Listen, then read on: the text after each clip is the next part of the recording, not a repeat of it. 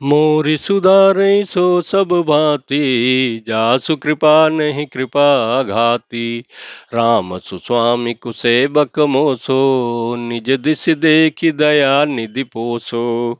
लंका कांड दोहा 34 खौ से आगे की चौपाई।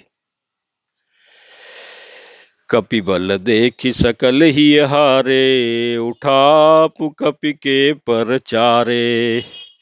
गहत चरण कह बाली कुमारा, मम पद गहे न तोर उबारा। गहसी न राम चरण सठ जाई, सुनत फिरा मन अति सकुचाई। बयहु तेज हत श्री सब गई, मध्य दिवस जिमी शशि सोहई। सिंहासन बैठेऊ सिर नाई, मानहु संपत्ति सकल गवाई।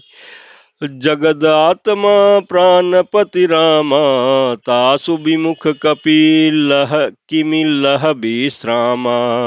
उमा राम की भ्रिकुटि विशाला, होई विश्व पुनि पावई नासा। तृण ते कुलिस कुलिस तृण करई, तासु दूतपन कहु विधि टरई। पुनि कपि कही नीति विधि नाना, मानन ताहि कालु नियराना।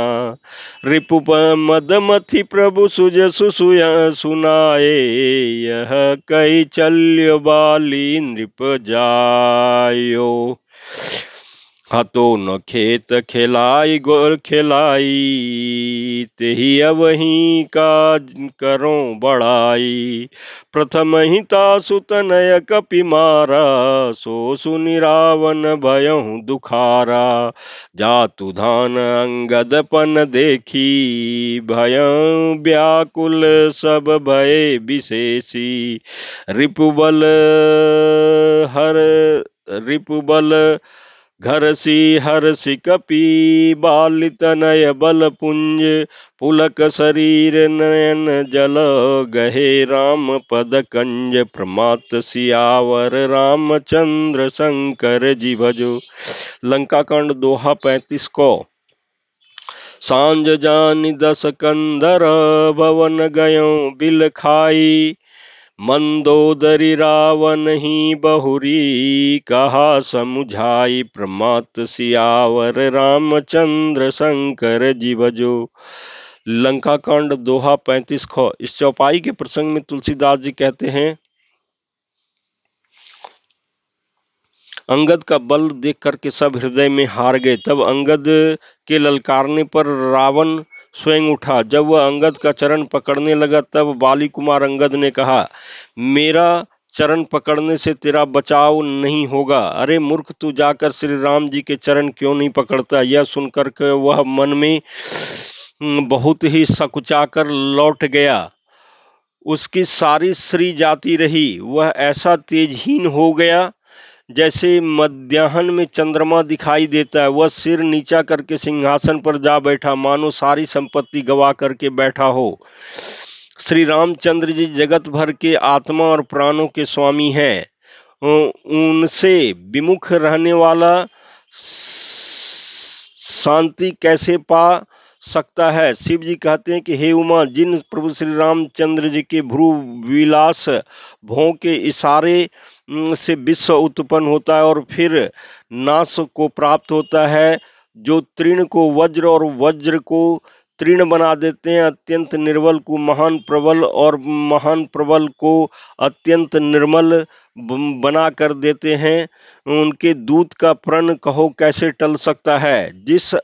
फिर अंगद ने अनेकों प्रकार से नीति कही, पर रावण ने नहीं माना, क्योंकि उसका काल निकट आ गया था। शत्रु के गर्व को चूर करके अंगद ने उसको प्रभु श्री रामचंद्र जी का सुयश सुनाया और फिर वह राजा बाली का पुत्र यह कह करके चल दिया, रणभूमि तुझे खिला खिला करके न मारूं, तब तक अभी पहले से ये क्या बड़ाई करूं।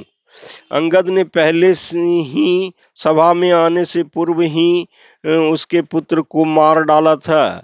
वह संवाद सुनकर रावण दुखी हो गया। अंगद का प्रण सफल देखकर सब राक्षस भय से अत्यंत ही व्याकुल हो गए। शत्रु के बल का मर्दन कर बाली का बल की राशि बाली पुत्र अंगद जी ने हर्षित होकर आकर श्री रामचंद्र जी के चरण कमल पकड़ लिए। उनका शरीर पुलकित है और नेत्रों में आनंद अश्रुओं का जल भरा है।